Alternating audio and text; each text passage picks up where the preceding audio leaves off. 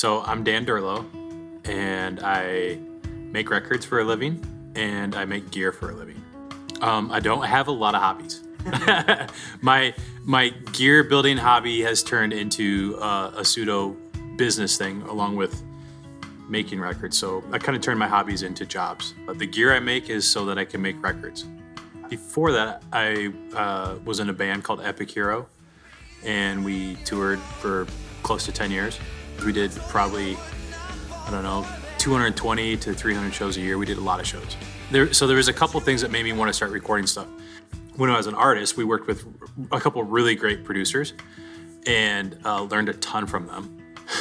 We got as much attention as we could possibly get from them without being irresponsible to their careers and their families. But I kind of wished I would have had more. So because of that, it made me start wanting to make my own records the way I wanted to make them. All of the records I had made, except for a handful, were made in houses. I took over a number of rooms and divided up the house and had snakes running through the house and all sorts of stuff.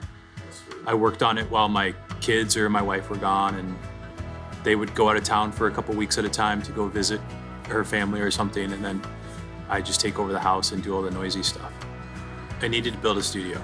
I needed a place to work that wasn't in my house with the 3 kids in there and my wife and all that stuff.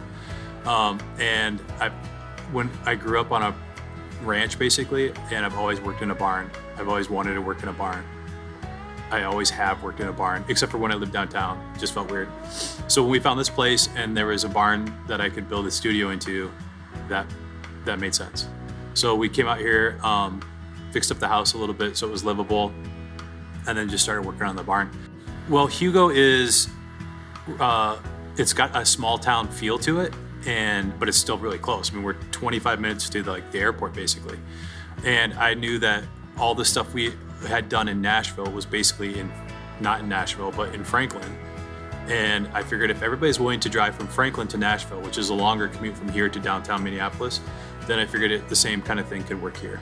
Yeah, I like to record everything, but I kind of tell people the main thing is it has to be songs. I want it. I don't really care what style it is, as long as the songs are good and the people are cool.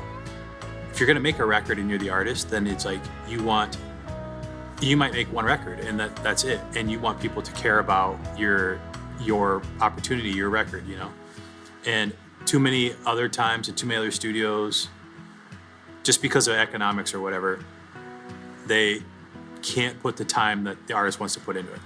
And so that was a huge reason for building the studio, was to have a place to make a record the way that I like to make records, that is affordable for other people.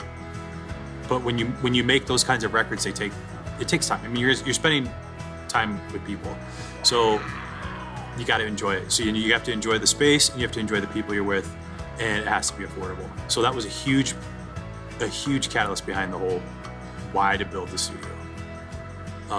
Give people who normally wouldn't get the opportunity an opportunity to make a record like I like to make, and they probably like to make, but never would know because they haven't had the opportunity.